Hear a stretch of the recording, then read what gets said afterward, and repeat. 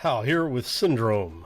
For once, the creepy laugh is actually appropriate. So this is a early access game. It's going live today on Thursday, October 6th.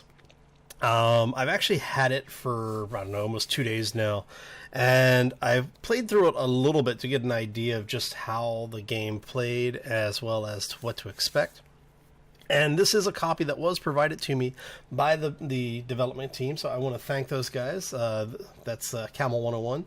Thank you very much for that, folks. And yeah, so I wanted to go ahead and share this with you because this is a horror survival game, but it is a linear progression path game. So you do have some open world elements where you can basically wander around within the playfield where you like. But there is a gate and key scenario here, so as you're going through, you have to achieve certain things. It could be solving a puzzle, just finding a physical item, or whatever, in order to progress into the next area. However, once you've progressed into that area, you can and sometimes have to backtrack through previously explored areas. So now, the development team calls this a claustrophobic horror game because it's taking place inside of a spaceship, so you obviously have very limited range of where you can go within the map itself, the total map. You have the choice to fight or hide. As you are wandering around, in fact, let's go ahead and start a new game. And I will try to keep the voiceover stuff to a minimum while ever the game is actually talking. But I do want to let you see the intro as well as some of the background information here because it is actually pretty interesting stuff. So as I was saying, fighting or hiding, you actually have the ability to choose whether or not you want to engage something or if you want to try and hide from it. There are places within the game and in the maps to actually hide. They're generally lockers. The thing is that if you get seen by anyone going into one of those hiding spaces, the creatures will find you. As you can see, this is the ship that you are trapped on. So I did try recording this a couple of times. My recording software did not like the game, so I am trying it a new way. Like I said, I will leave this running so that you can see the intro, because I do think that it's worth watching. The entire story is scripted, but you have some variation in the options of the way you address things. And the enemies. Engineering technical officer has been revived.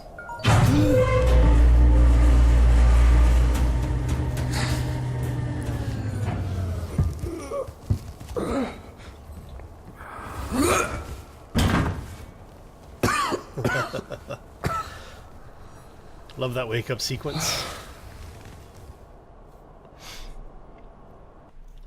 So, my head. What happened? Now, standard first-person shooter controls, your mouse chooses your direction of motion, so you can look around. WASD keys, W, S, D, and A are your basic controls for movement. And then E is the default system interaction key. So, as you can see, your character is Trent Galen. You are active. Everyone else is dead. I'm like, why would you unlock a door in this situation? Like, something out there killed everybody.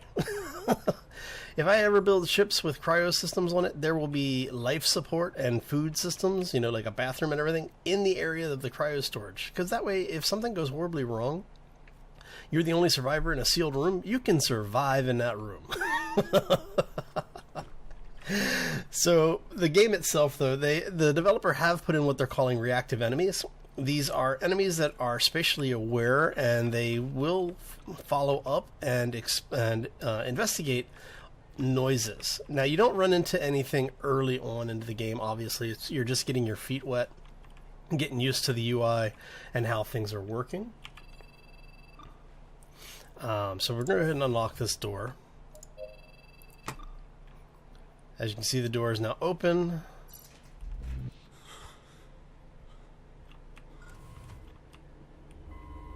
Okay, now your first choice. Which way do you want to go? If you go this way, let me just show you some of the atmosphere in the ship.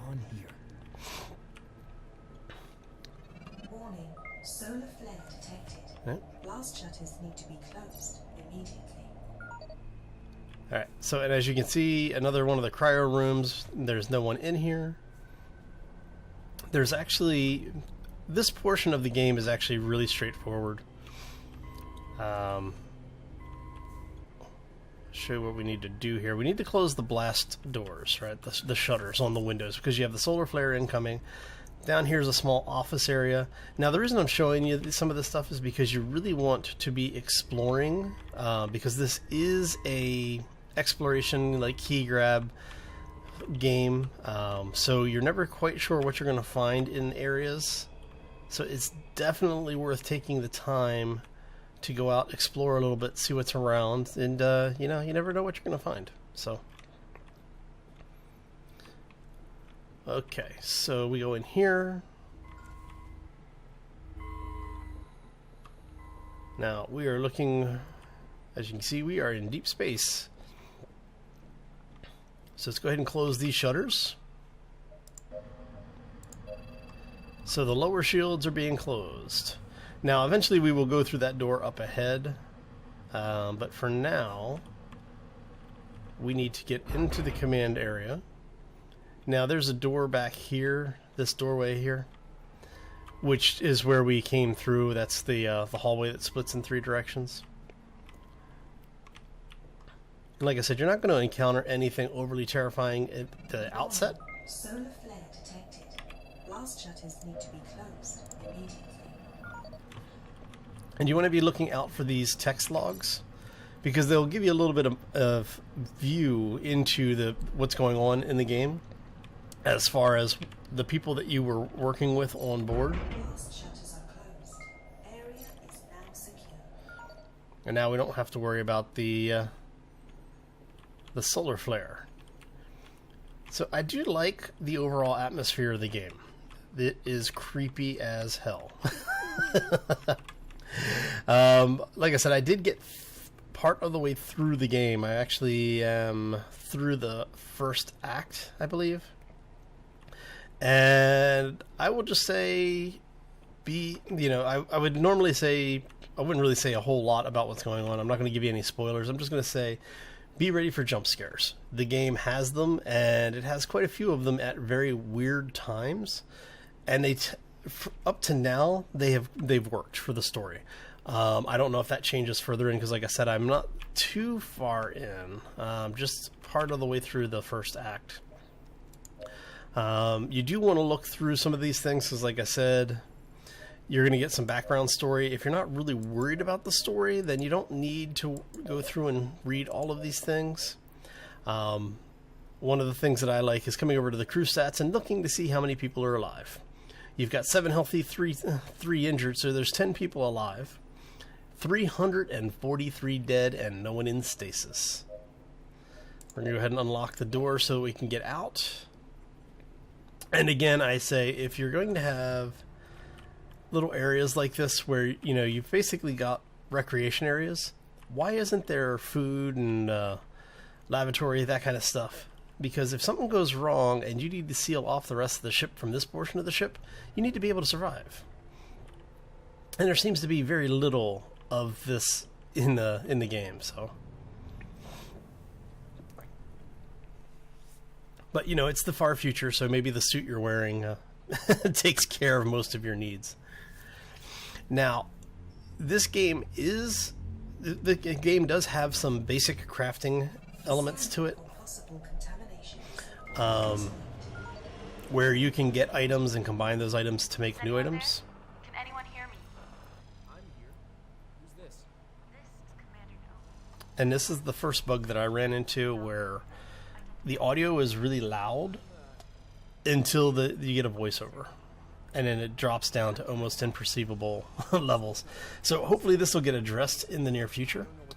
It's not something that's game shattering because of the fact that you can turn on subtitles, and they are on by default. So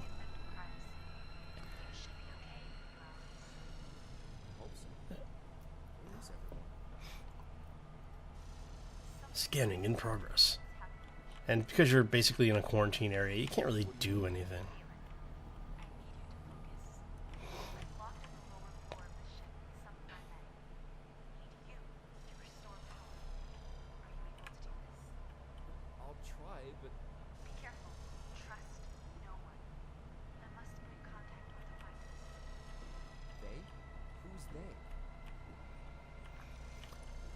And in the vein of all good horror games, we tell you nothing about what's going on.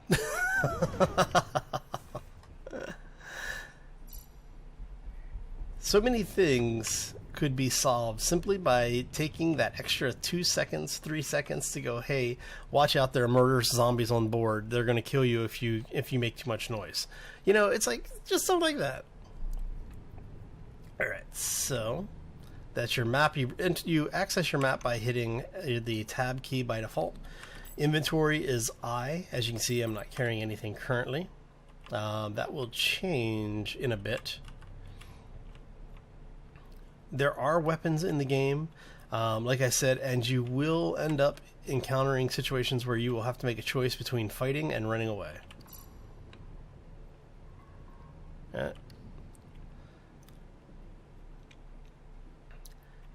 Now, if you go to the website for the game, which is syndrome.camel101.com, I will have a link for this game down in the description below, along with links to the Steam Workshop page.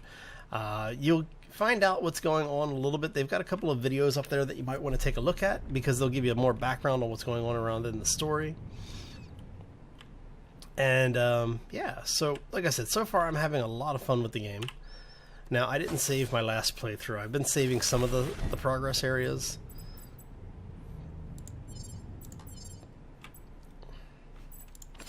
There we go.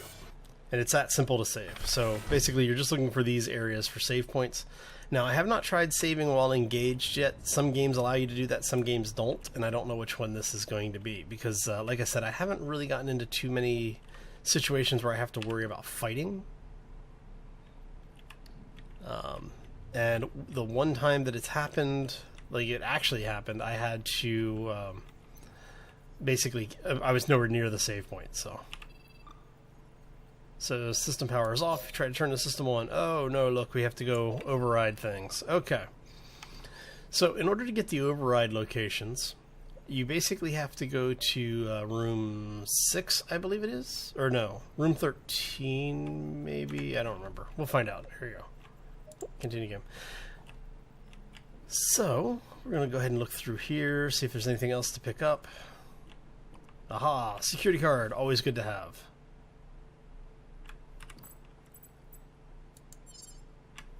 Okay. We are all dead.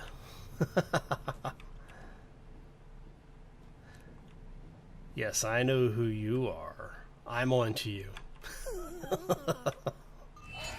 Oh, hello. What the?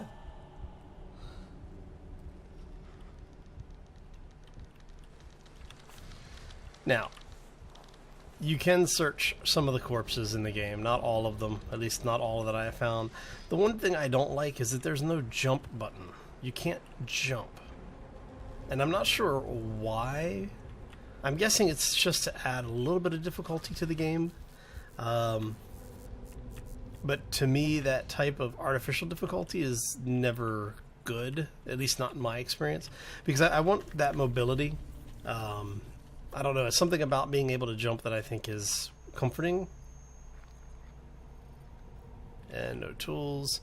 And basically, this is just one of the other cryopods. I think this is like the rank and file, and your character is one of the command officers.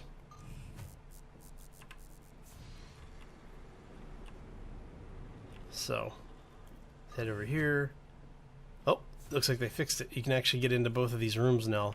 There was a bug early on in one of the earlier builds where basically the door would open on the other side over there and you couldn't get into the room.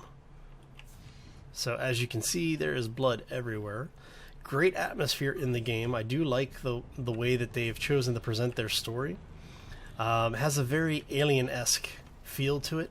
So if you're a fan of the Alien or Aliens series of movies and stories, you will probably enjoy this.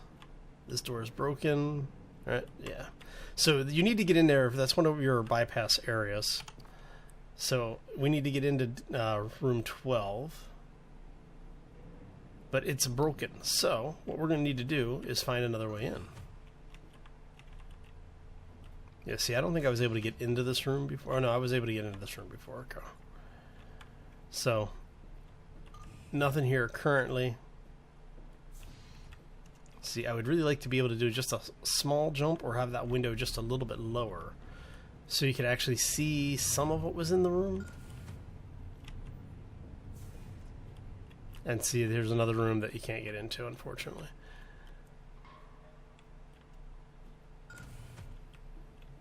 Okay. So we're going to open the vent.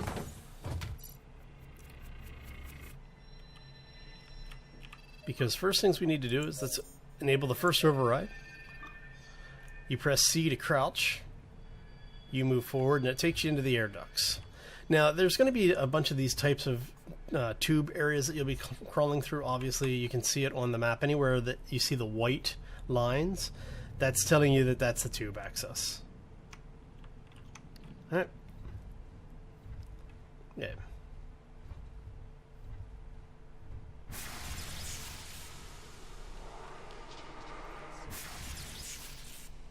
What?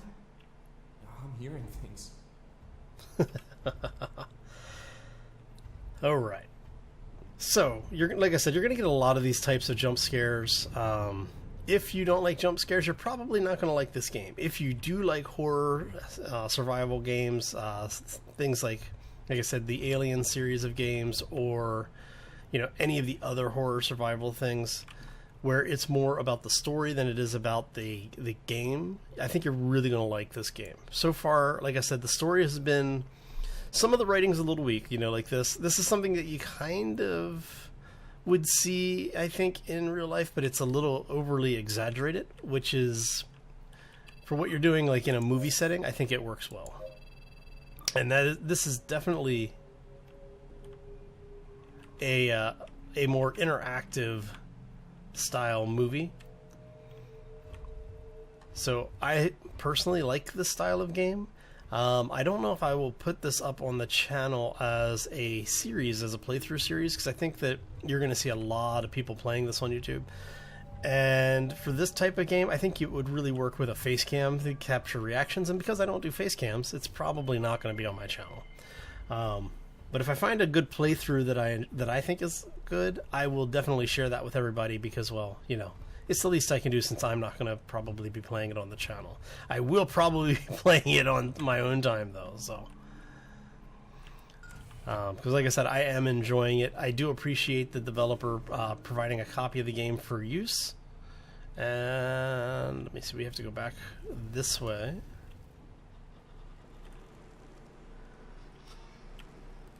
Go turn on the power.